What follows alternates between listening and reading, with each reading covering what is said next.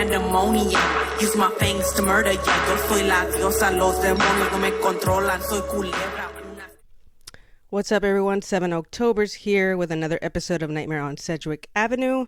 This is season 5, episode 6. Today I have a really dope guest. For those who are horror fans like myself, you've probably heard of the documentary In Search of Darkness. It already has a third part already, which I'm actually haven't seen the third one yet. I actually do own the second one. And actually, let me see if I can grab the DVD. I have it here. Here we go. So, oh, wow. Cool. So it's In Search of Darkness. 2 is the one I have.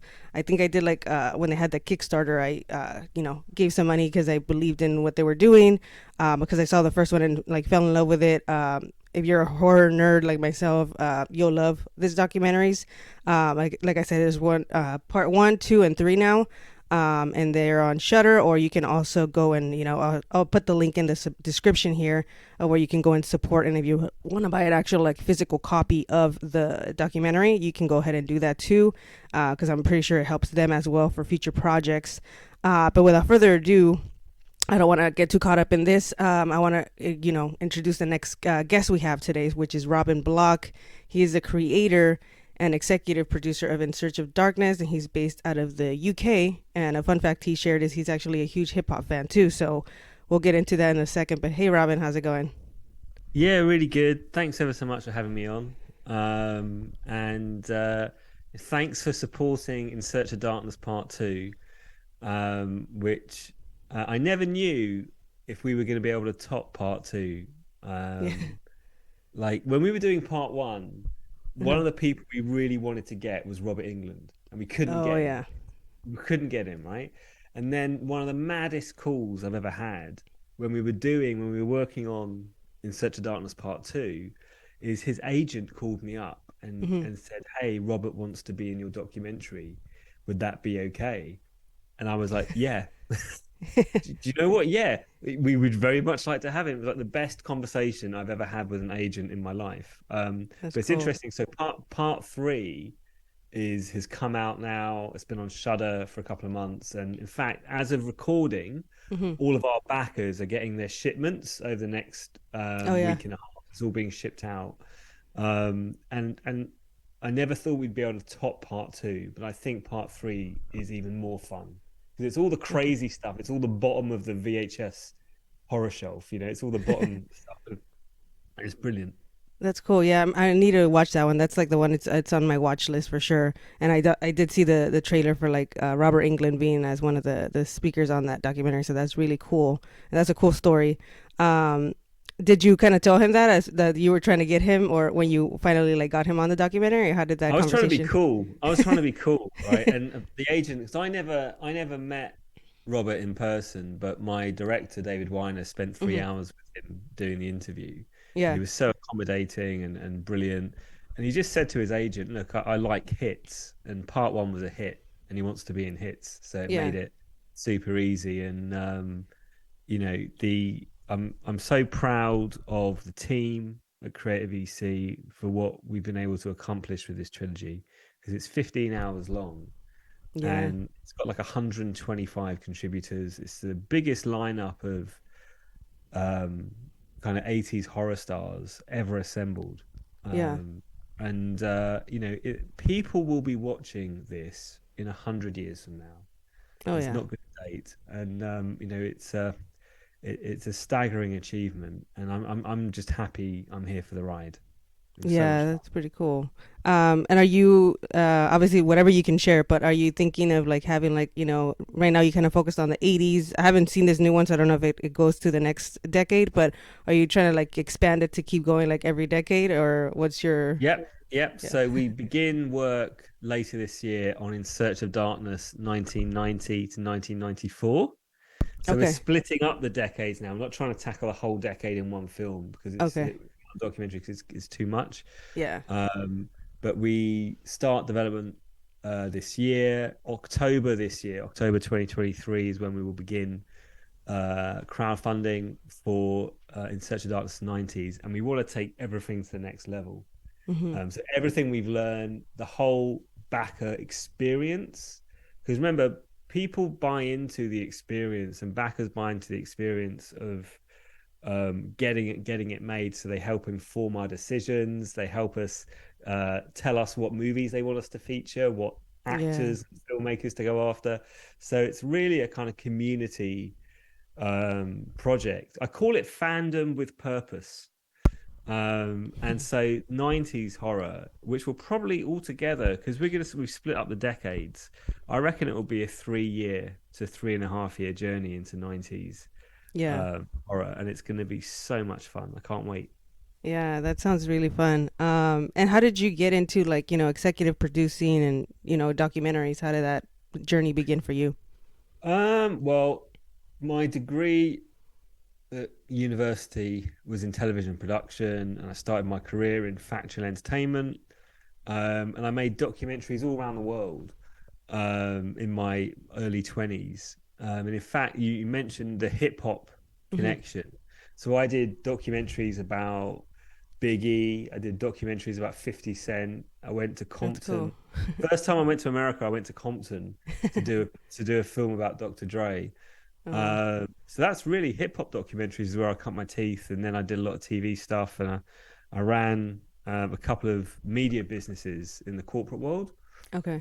for the majority of my career. And I got to my late 30s, and I felt a little bit burnt out, and I wanted to connect back into what I was passionate about.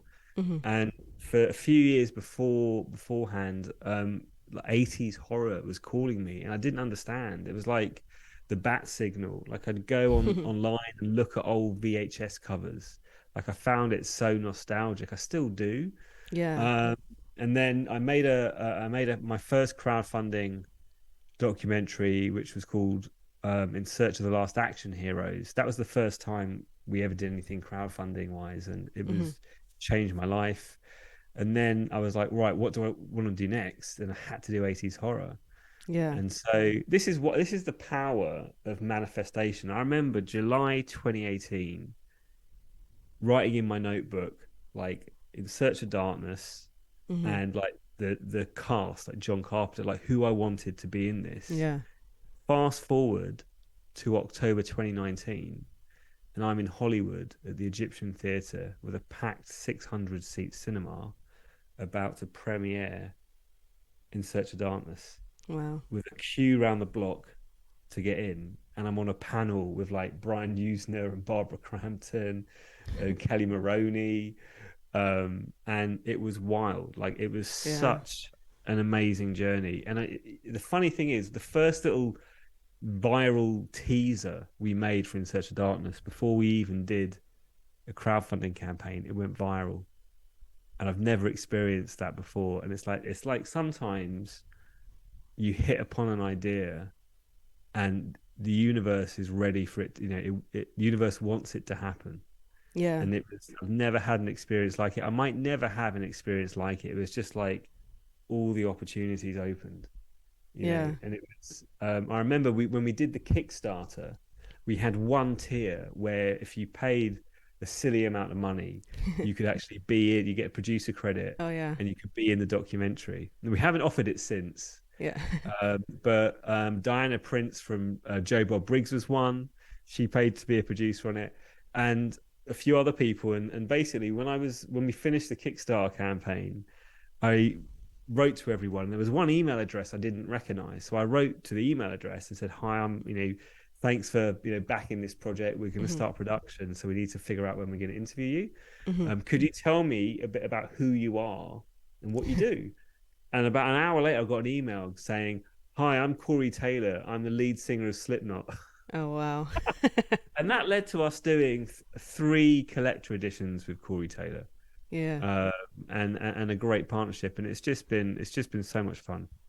That's pretty cool. And how did the obviously you said you had an idea of like, okay, 80s horror, this is what I'm gonna call it.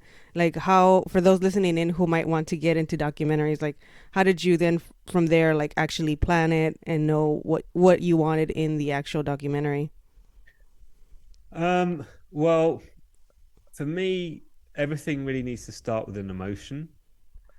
So I think the reason why In Search of Darkness is the most successful independent documentary series ever made, is down to two things: its simplicity and what it delivers, the payload. So the Yeah. emotional payload is nostalgia. People, and we hear this, we've had people get Mm-hmm. tattoos of In Search of Darkness. People Oh had it wow. on the back in the background. People just lose themselves in it. You know, we're living in a very hyper connected, hyper stimulated environment, Yeah. and concentration spans are really limited. And why In Search of Darkness works from an emotional perspective is because we're tackling films as if you were going through the video shop, pulling off the video, and comes a story about it, and you put Yeah. it back. It's that very immersive, comforting experience that In Search of Darkness got right, and it works so well with horror. And it's taken a life of its own. I mean, you know, by the time we got to part three, we really knew what we were doing. And when we did the first crowdfunding um, campaign back in 2021, October 2021, the pitch to backers was, look, you tell us who you want us to feature, like what films. We did a massive survey with thousands and thousands of people Yeah. voting for what films. And so it was so, like, we were able to deliver directly to the audience we were creating for. But in answer to your question, my process is really simple, right? It starts with an emotion and having a vision.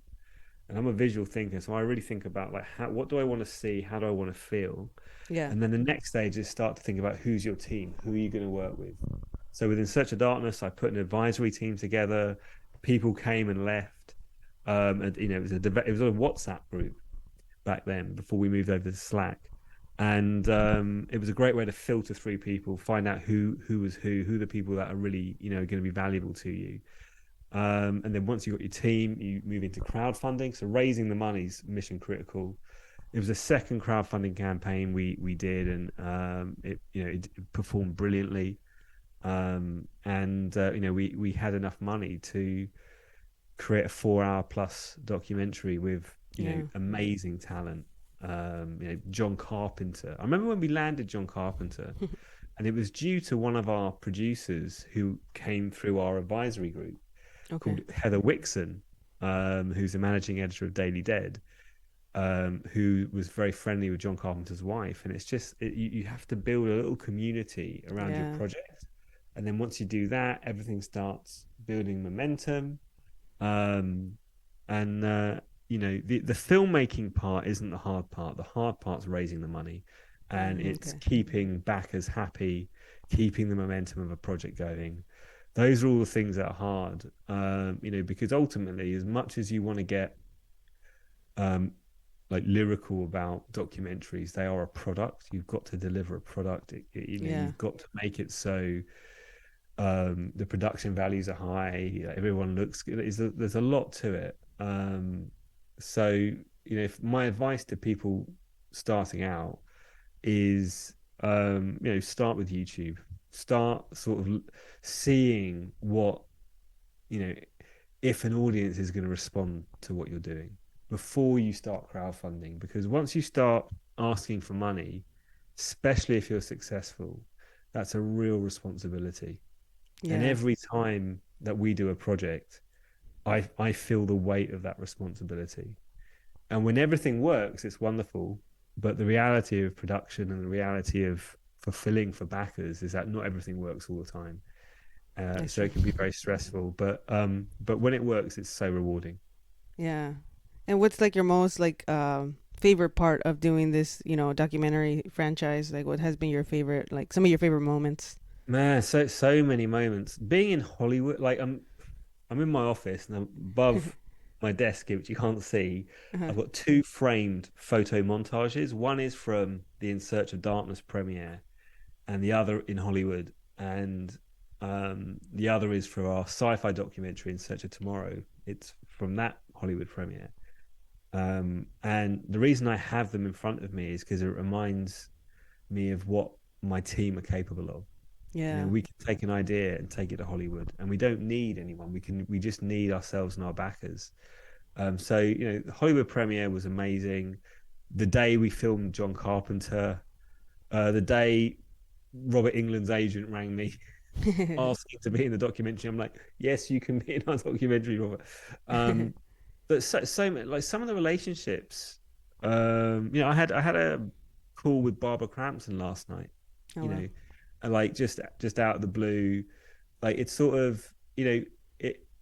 The thing I'm most grateful for is that whatever happens, whatever I do next, career wise, whether I stay in this or I go into something else, In Search of Darkness happens and it's meaningful for people. We have thousands and thousands of messages from people who they've really enjoyed it. It's mattered to them, and then you have people who've taken it to an extreme that have it on all the time. I mean, but one chap actually got the.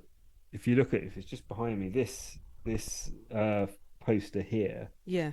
the little boy, the original In Search of Darkness, he had Hmm. that tattooed onto him Oh, because he wow. said I was that little boy, and I was like, wow, like that, that you can't, you, yeah. I never expected it. I never have massive expectations, but this really made a dent in the universe, and it's been shown all over the world, and we've got more to come. So Yeah, yeah. I'm excited. Yeah, because it's like I said, it's like it's a jam packed. Like for any horror person, like I said, 4 hours, almost Well, each the one. trilogy's 15 hours. Wow.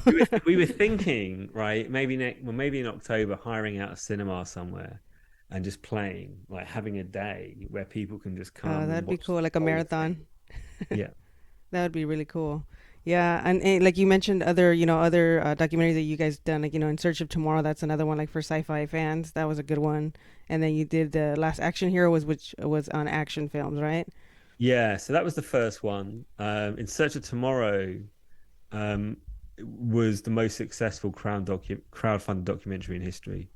We have like 17,000 backers Oh, for wow, that project, right? And we're working on part two nice. right now. So right now, as of recording, and it will still be valid when this comes out, we're actually doing a fan consultation for In Search of Tomorrow Part 2, where we've written out a very long synopsis of what we want to cover, Mm-hmm. along with a survey. And backers and fans who are interested in learning about what we're doing and actually feeding into it, they Yeah. can comment directly on the Google Doc, they can fill out the survey and get quite granular. Oh, Because the wow. more information we have from backers, the more we can attune what we're doing so we're delivering for them.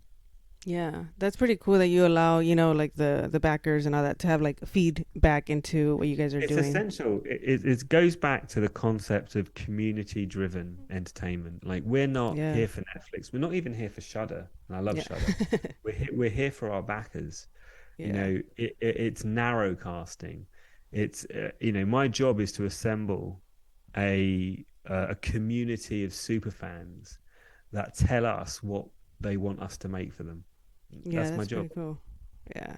That's awesome. And what to kind of take it back a little bit, what made you fall in love with horror in the first place? Like, where did that love come from? Well, I grew up in a little apartment with my mum, single mum, and my connection with my mum was a lot to do with a Saturday night going to getting a pizza and going to I think you guys call it the mum and pop VHS kind of store, like, and Yeah. renting out horror movies. And I was like really underage, but my mum didn't mind, so I used to watch. And she loved horror, and still my mum will come over and we'll watch horror movies That's cool. together. So it was partly nostalgia, and I remember being 10 or 11 and watching not American Werewolf in London and not being able to look in the mirror for a few months afterwards because you'd see, like, the yeah, that's what got me into it. And then I kind of got into other things and wanted to move into documentaries as a teenager. And I always enjoyed horror and I always kept up with horror, but I've never Mm-hmm. been someone that goes to horror conventions or Mm-hmm. identifies as a horror fan, or even, Yeah. Gabby, like you've got, you're running a podcast. Like, Yeah. this podcast is a serious extension of your interests, Yes. right? Uh-huh. It's a way of you manifesting your fandom. I never had it to that degree, but when I got into my late 30s, the nostalgia for 80s horror really started to kick in, and I realized that no one had done anything about it. And at the time, I didn't care. I didn't know what it would become. All I wanted to do, and I didn't care if it was commercially successful either, really. I just wanted to put my energy into something that I cared about. Yeah. That's now become, a guiding principle, because I turn down lots of opportunities because I'm not into them. They could be really lucrative, but I'm not into them. And I think that I've realized that as soon as I started, navigating business and life through my internal compass, things got a lot better. Because if you're into it, and 80s horror was like a tractor beam, and everything fell into place. Like, we've got a relationship with New Retro Wave, the record company, who then did the soundtrack, and the composers Weary Pines got in touch when we did the kit. Like, everyone just showed up, and it wasn't because I'm some sort of producing genius. I'm not. It was because of the concept, and it was because of the idea, and it was like a bat signal to people. And they were like, that's something to care about. Yeah, that's pretty dope. Yeah, and shout out to Weary Pines, because I've been trying to get them too. It's just been a little bit of a hassle, but I'll have to have them on the podcast soon, because they did the the soundtrack and all that. It's pretty cool. On the soundtrack for all three, and I emailed them a couple of days ago about something else that I want them to look at, and they're so talented. Because the synthwave stuff and the horror soundtrack can get very generic quickly. It can become like a cliched, but with each release, they've built on the work they've done before, and they're supremely talented as a team. They work so hard, and definitely have them on. I think they've spoilt us with how good they are. Because they really deliver. And David Weiner, the writer director of In Search of Darkness, he's been instrumental in taking their talent and matching it so it all works together. Because it's not, you can really date a documentary by how much attention they've paid to the soundtrack. If it's just plinky plonky, like it gets irritating. It detracts from the experience. But when you've got a soundtrack that has had as much attention as the visuals, then you have something quite special. Exactly. Yeah, I can even hear like the song like right now. Now that you said it. And what's like your favorite part of being part now? Like, you're part of the horror community, pretty much. So what's your favorite part about that? Do you know something? I don't feel like I'm part of the horror community, right? Personally, I don't, and I've got a lot of friends now who are part of the horror community, and well-known names, that I've been fortunate enough to build relationships with. But I can tell you something, right? Like, I have so much respect for the horror community, because when you work for them, they embrace you, and if you deliver, they champion you. Like, we're here now because of the horror community embracing our work, telling us how we can get better. Like, we listen. We're very active on Twitter and Instagram and Facebook, and but I don't really perceive myself like that, because I meet people, Gabby, like you, and so many people that we speak to and come into contact with, who are kind of fans, who kind of really identify with it, and horror becomes part of their identity. Yeah. And so they really take it seriously. They take the art seriously. They take the film seriously. And you have to, if you're going to operate in that universe, which we do, you have to be very mindful of it and very respectful of it. So, and that's why I say I don't really feel part of it, because I'm not. I don't think. Yeah. Well, I think you are, actually. But what's talking about, like, horror movies and all that stuff, I always like to ask, like, what's your top 5 horror movies of all time? Oh man, so all time. All right, God, this is a great question. This is really hard. You didn't put this in the email, Gabby. Yeah. So, like, it's really put me on the spot. Okay, so this changes. It's an evolving list. All right. Yeah. Are we talking 80s? Are we talking just genre? In general, yeah. Okay, right. Well, I'm gonna qualify it by talking about the movies that have had the most impact on me. Not necessarily the most scary, but just Okay. the ones that I've kept coming back to and that I own. And I don't own a lot of physical media. Okay. Uh, so number one is The Exorcist. Yeah. Number two is The Thing, which I adore. I went to see it at the cinema because it had the 40th anniversary, I think Oh last yeah. year. Yeah, and it was just wonderful at the cinema. Um, Peter Jackson's Bad Taste, Okay. right, which I adore. If you want to get inspired, how does a guy from New Zealand who makes a film that takes him 4 years go from there to the top of Hollywood? It shows anything's possible. The Stuff, Larry Oh yeah. Cohen, which I have a deep affection to, and finally, Day of the Dead, George Romero. I love that And one. that Day of the Dead, one of the cool things that happened is it's the last time I've shot anything, but I actually filmed a few interviews for In Search of Darkness. I flew out to America and sort of ran around. Hmm. And one of the people, I went to Pittsburgh and I did an interview. Her name escapes me now. She was absolutely wonderful. She plays Sarah in Day of the Dead. It's just gone off. I can't remember the name, but Yeah. that was really, really special because it was a very. I sat down and I told her my whole story with Day of the Dead, and I'd found the VHS, like the big box VHS, in a Yeah. charity bin when I was about 13. Oh Took wow. it home and was just blown away by Yeah. this whole world and her character. And then here I am, sort of 25 years later, sitting down with the lead in Pittsburgh talking about it. It was kind of weird, Yeah. but amazing. Yeah. That's really cool. Yeah, I love that movie, like Bub and all Oh, those and the characters. final one as well is It Follows, Oh yeah. which I thought was just magnificent. Yeah, that's like one of the most recent movies that it's still like it's creepy. It lingers with you for sure. And kind of like moving on to a little bit on the hip hop side, because you said you're like a hip hop fan as well. Like, how did that love for hip hop come from? Well, I grew up in a very white middle class town in southeast England, and hip hop was huge when I was growing up. And I got to meet a lot of my heroes. You know what? Do you remember Yo MTV Raps? Yes.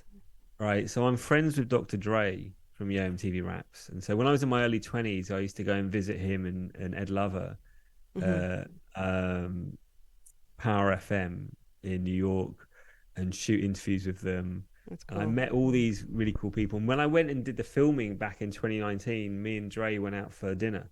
Hmm. Because I was looking at doing a hip hop project, like a 90s hip hop project at the Yeah. time, which I had put on a back burner. And I still go to shows. The week before last here in London, I went to see Large Professor Okay. perform at the Jazz Cafe, and it was Oh fire. wow. It was so good. I think. Do you know what's crazy? In my little hometown in England, J. Rue the Damager's playing later this year. Oh Like wow. in our like one little club we have here. It's crazy, isn't it? So That's pretty cool. it's But I got to spend time in New York, Chicago, LA, and um, I got to really see the other side of the culture, and it humbled me actually. Hmm. When I did a project about 50 Cent, in fact, you can't see. I'd have to change the The camera. angle of my camera, but I've got a huge picture of me with a guy called Bangham Smurf, who was part of the G Unit with 50 Cent in Okay. Southside Jamaica, Queens. Uh huh. And it was such an adventure, and I was treated so well Yeah. by that community, you know. And yeah, it just humbled me. You go to somewhere like Southside Jamaica in Queens, you think it's such a deprived area. How can anyone come from here and Hmm. be something? And then you sort of dive into the 50 Cent story and you see all the other challenges and setbacks he had, like to where he's risen to. Oh And it's yeah. amazing, you know. And so being there and being able to document some of these stories. And I'm 45, we're talking 20 years ago, Oh wow. Yeah, so but I still, I mean, I'm not, I'm not obsessive as I was when I was a teenager. I've got very diverse musical tastes, but Hmm. I still like when any of the greats come over to the UK. If I can go on, I'll go. Yeah. Yeah, and I think you guys have like a cool like hip hop scene over there too in the UK. I feel like you guys appreciate more like, the old school like actual lyrical The hip lyric, hop. yeah. So the East Coast, I was more of a kind of East Coast. That that's what I was really really into. But then I remember buying the Chronic when I was a teenager, and it was like the most amazing record I'd ever heard. And um, it was my first introduction to America was flying into LAX and then getting a taxi to Compton, and I wasn't quite prepared, and I don't think they were prepared for me. Like it was a real culture shock. Yeah. Um, but a wonderful. They did the film. They did the NWA film. Oh So yeah. one of the guys that I stayed in contact with for a few years after filming him, he was the guy that ran. He was the guy that was the leader of the world class wrecking crew.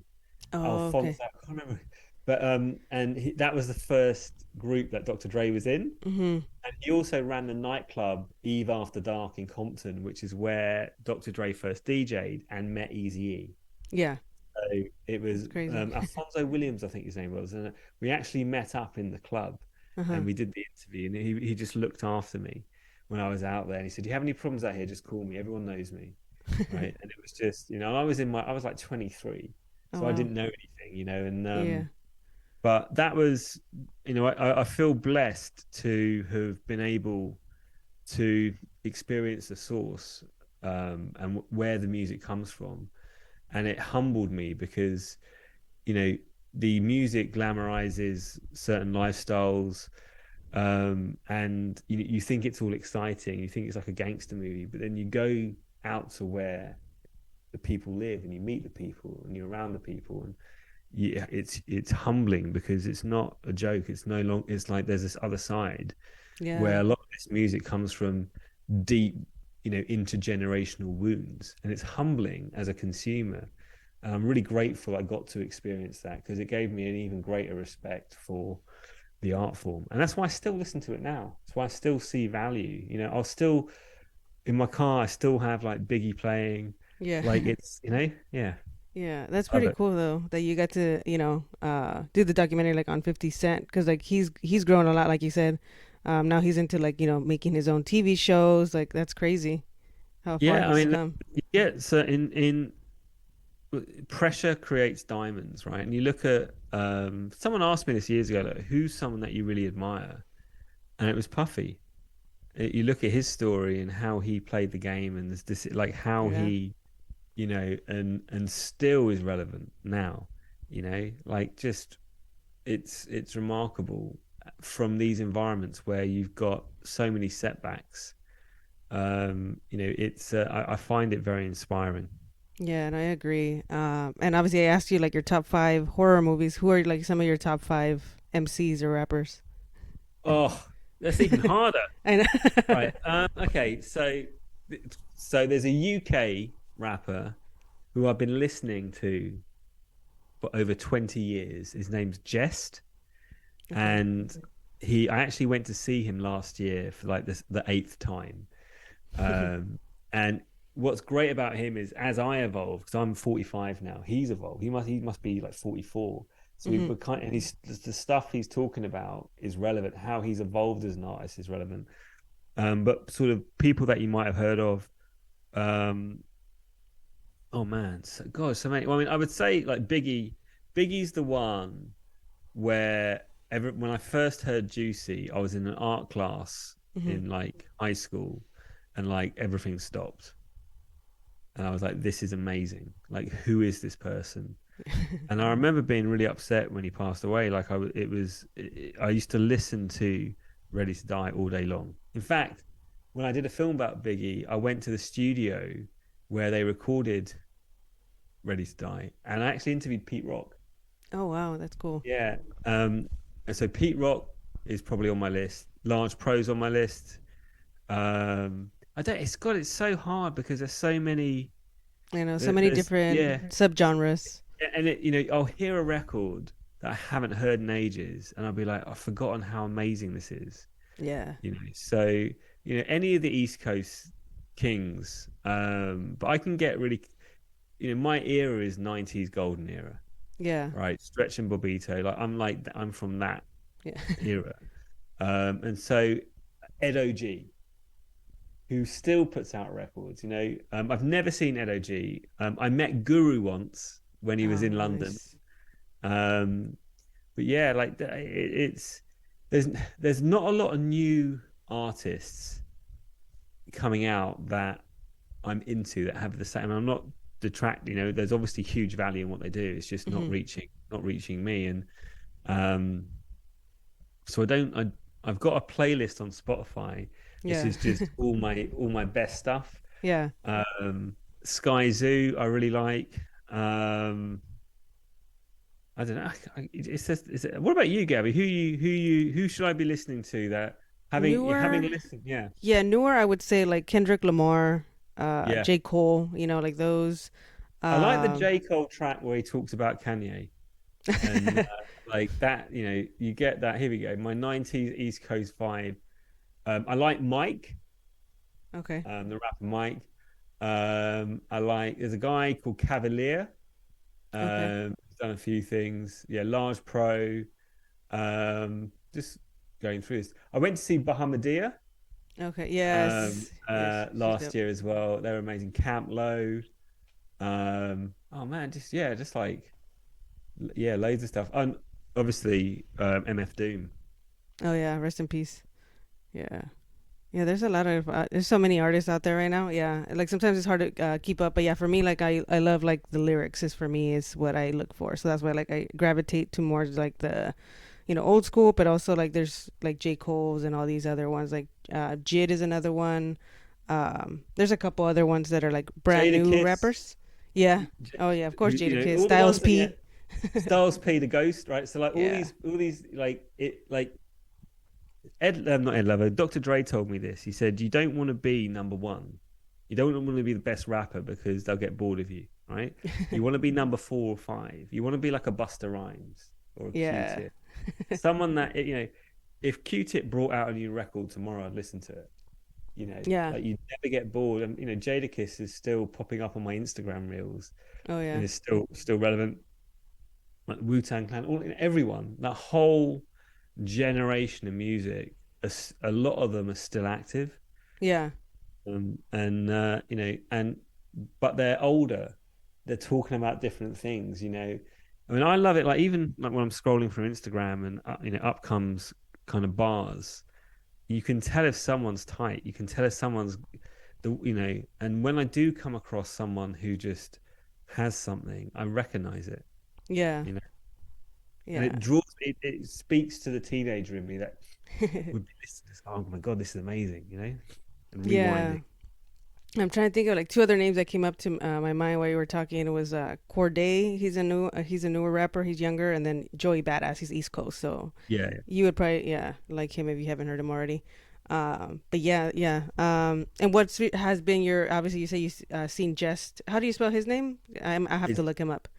Go on Spotify. It's Jehst. Okay, I'll have to check him out. But would is Yeah. he? Would you say he's your favorite like concert of all time since you've seen him 8 times, or who would you say is up Well, there? no. Oh, all right. So probably the best. Okay. The best hip hop concert I've ever been to, ever, um, was Jay Electronica. Okay, Right, that's dope. and he played a venue called Coco in London, and I've never been to a gig like it. The Nation of Islam were all on stage, and it was just an incredible gig for a guy that doesn't have an album. Yeah. It was amazing, and it was so powerful, and everyone came outside, right, Hmm. and just the energy of like, all the people, because I think it was a largely black crowd, right? Yeah. Actually, that was to see him, but the energy was amazing. I remember people just talking to each other like that. Like there was a vibe. It's Yeah. like the whole thing was elevated. There's that, and I went to see Q-Tip perform about a decade ago, and it was like a rock and roll concert. It was just like everyone was just going crazy. It was brilliant. That's pretty cool. Um, And let's see here. What else do I have here for you? What's like one of your favorite hip hop songs or albums? I probably could track this on Last FM. I probably could give you a very data centric answer, but I would say number one is Ready to Die, all right, because it's timeless. I think um, um, what's the Operation Doomsday, MF Doom, and The Sun Rises in the East, which is JB the Damager, who I went to see. Yeah, I think they're my. I think my, but there's so many like Pete Rock and CL Smith, like just so many. And the thing is, right, they were albums. Like you didn't have. Yeah, you could skip the CD to the track, but you had to listen to them. You know, back when I was buying hip hop CDs, and we're talking, 25 years ago, more than that, 30 years ago. 30 years ago when I was buying CDs, I used to have to save up my pocket money and my job money to buy an imported CD from America. And so I remember buying like the Black Sheep record on CD, and then or Hieroglyphics, and listening to it, and then there'd be songs I like and songs I like less. But then after a while, it would flip because I'd played out the songs I like, and then the songs I didn't like at the beginning, I'd got into. Yeah. And that is now the lost art because everything's immediate. That's So true. you listen to singles, and I go, my big releases from work of cinema and going to live music. So I really support artists. Like I'll go and buy all their merch when I go and see a show. Yeah. And I'll listen to the whole record, and it's I think that's really important. Yeah, I think like so many. I remember The Sun Rises in the East and Wrath of the Math, which was the second album from Jay the Damager, especially Wrath of the Math. Actually, that record, I was at university and I just used to smoke weed and play it and play it and play it, and like think about everything, think about the wordplay. Yeah. And what it meant, and it was just it was crazy. That's pretty cool. And what's this is like a random one, but obviously we've seen the crossover between hip hop and horror. We've had like rappers come out in horror movies. Like what has been one of your favorite like appearances of a rapper in a horror movie? Okay. Right. Deep Blue Sea. Oh, right. I think that's a good one. That's a really hard question. I've never seen, is it Bones, the one with Yes, with Snoop. Dogg? I've never seen that. Because we've been internally, the team, we've been coming up with our own watch lists of 90s horror. And so I was asked to watch Tales from the Dark Side. Oh, yes. And that has Clarence William III, who's not a rapper, but he's in my other favorite movie of all time, which is Purple Rain. But I think that does have some rappers in it, if I remember correctly. I can't think of. Yeah, I mean there was Busta. Right? Yeah, no. Like I have it on DVD. What's the film with Ed Lover and Dr. Dre? What's that one called? Oh, I know what you're talking about, but I can't think of the name right now. Yeah, right. So yeah, I have to Google it. You have to Google it. But that one, I would say that one's my favorite. Yeah, I can't remember what it's called. Yeah, my go-to is what's it called? Raw Digger, where she comes out in 13 Ghosts, and she actually survives the movie. I've never seen it. There's a whole massive. You gotta watch it. Yeah. Yeah, I mean, the goal with the In Search of Darkness series is we want to do 90s, the noughties, and then go back to the 70s. So that's like a 10-year. Oh, nice plan. That's pretty cool. And I'm just here showing your Instagram page. Go follow 80s Horror Doc. If you scroll down a little bit, you'll see kind of what people say about us, and people are like, if you go into the stories, I don't know if you can do that on your computer. Let's see if it goes. Everyone's starting to sort of receive all their merchandise at the moment, and it's just so nice seeing like everyone kind of showing like their packages arriving, and he's got the trilogy right there. That's I don't cool. even have part 3 yet. They haven't shipped out to England. So people are getting their stuff. Yeah. So yeah, I love it. It's That's really pretty cool. rewarding. Yeah. And what for you? I know what you guys are doing is pretty like exceptional as far as like documenting like horror history, pretty much. What do you think is like a misconception that people have about horror? Because I know a lot of people sometimes says it's violent, all this stuff, but I just interviewed like a last season director that did the mental health and horror, and they're just starting their Kickstarter. They haven't finished filming, but I love how he kind of connected the two, mental health and horror. For you, like what is a misconception about horror, and how do you define horror in your life? Okay, I think it's a release. I think it's for me it's weird, right? Because it's a safe environment in which to be scared, Yeah. and that's what makes it great. I think of horror movies as great, especially 80s horror movies, especially the ones I revisit, as not things that scare me, but as old friends, as like a warm comfort blanket. You know, Yeah. it's a kind of it's like touching base. It's like going home, and that's the misconception. I think that people think that they're violent, and they are. There's lots of extreme things in these movies, but your relationship with them changes. You know, we have to wait 30 years from the 80s before we can look at the 80s and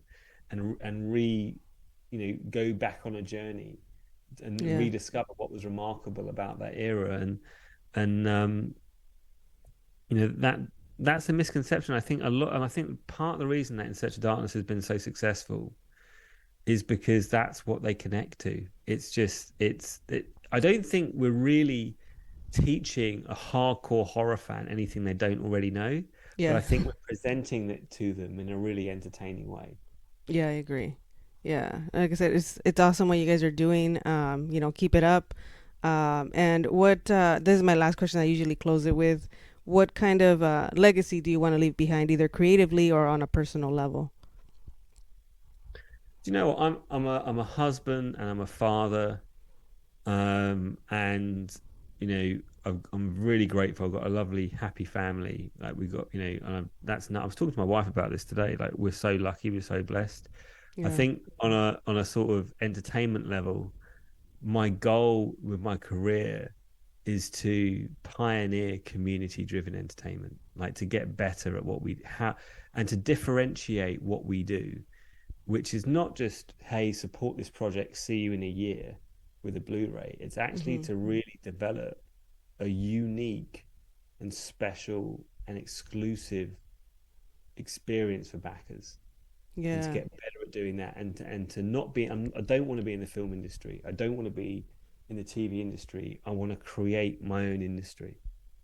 And that's Yeah. what's amazing about what we do, is because we're not beholden to Shudder, we're not beholden to anyone apart from our backers, and I think it puts so much trust in us to deliver, you know and whether we do or not, that's other people's opinions, but we Yeah. are as a team so committed to creating something that people and backers will really care about. Yeah, no, I really love that you guys are doing that. Like I said, like it's community driven, and you can tell like in the product. And that's why I have like my copy. So anytime I need to get like my third part, I'll probably get the first one too, so I can have like the trilogy, like that one person that posted it. But thank you so much, Robin, for like joining me today, sharing your story and like about the documentary and all that. So, any last parting words or anything else you want to shout out or anything? No, just thank you to you for supporting us. Thanks for inviting me on, and anyone listening to this that's ever backed any of our projects. We're so grateful, and just know that we're doing our best to deliver for you. And I think one of if you ever go on eBay and you Google In Search of Darkness, you'll find that the resale value of like In Search of Darkness 2 that you showed earlier, it's Yeah, hundreds of dollars. Like people that's don't get rid of crazy. them. And it's because their names are in them. It's because they have a relationship with the work that we create, which is so different to the relationship they have with work that they're disconnected to, that they just consume. Our backers are more than just pathway to fund these projects, they're actually, they're actually part of the DNA, and that's what I think is really special, and that's what I'm fascinated with. Yeah, no, that's great the way you put it that way. And thank you again. Thank you for everybody who's gonna tune in or tuned in. Appreciate everybody. If you like this episode, go ahead and subscribe to my YouTube channel. Also follow 80s Horror Doc. I'll share their description for their website as well, so if you want to support everything they do. But thank you guys. Peace.